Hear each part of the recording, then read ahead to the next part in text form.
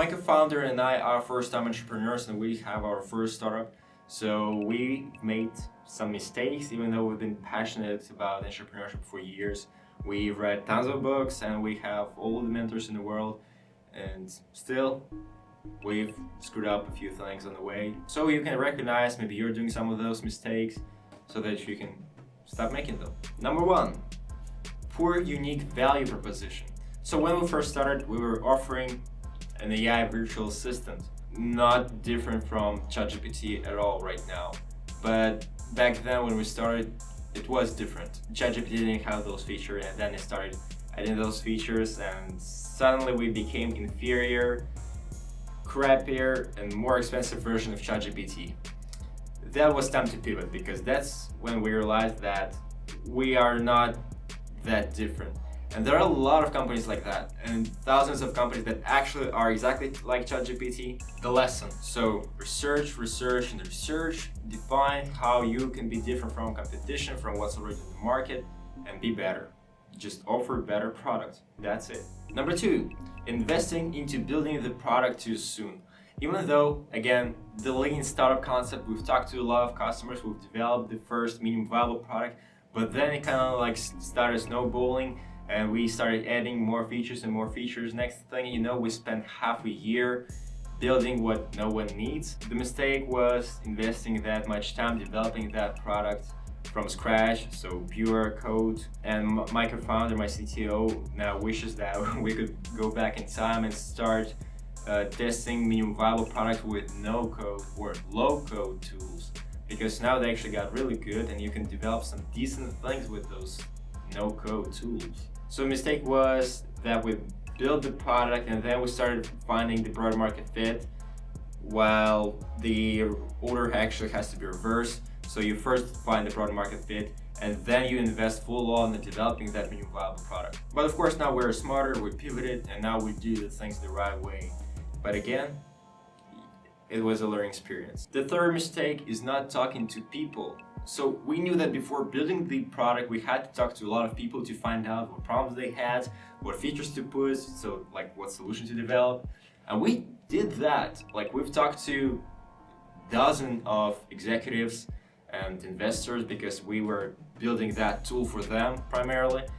But now I'm looking back, we've talked to a dozen, just like 10, 12 people, that's it. So of course we didn't have enough insights on what actually we're solving and what actually we should be building. So now we're actually smarter. I've personally talked to 100, even more than 100 students. I just came to them and asked them straight on, what are you using for research, what are you using for information search, and what are the problems with ChatGPT you having, or how do you use those tools?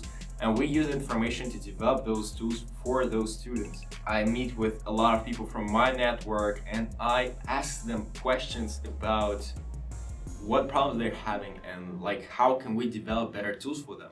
And I've made a video on how to talk to potential customers. You can check it out on YouTube here. But the lesson is that you still have to go out there and bother people. You have to talk to hundreds of customers, hundreds of people, until you have enough information on what to build, because the more information you have, the better. So the fourth mistake we were doing is not selling. The business cannot survive without sales, and the wrong belief was that we needed a product to sell, while in fact we actually had to be getting out there and collecting pre-orders or just marketing ourselves, but not even marketing, actually selling, because we were doing a lot of marketing. We were doing a lot of also content marketing and a lot of emails and stuff like that.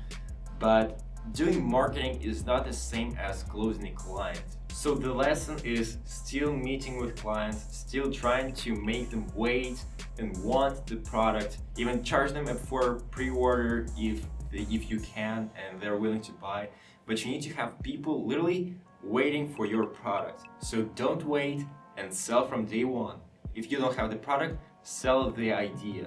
But the fifth mistake is not charging for product.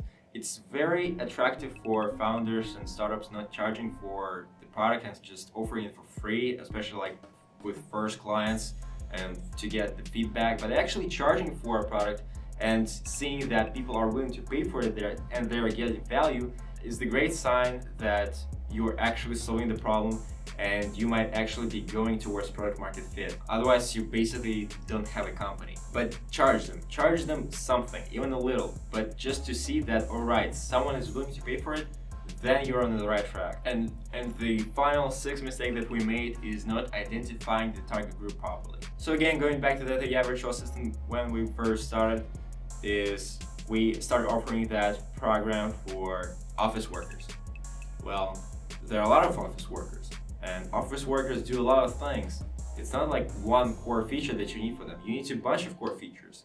Again, calendars, documents, emails, they do all of that, especially virtual assistants who we were trying to replace. And not having that target group and the target features made us spread out and put in a bunch of features that we haven't even validated properly, making it not a one tool for something, but a bunch of tools in one place. Because if your product does a bunch of things, then it does them very poorly.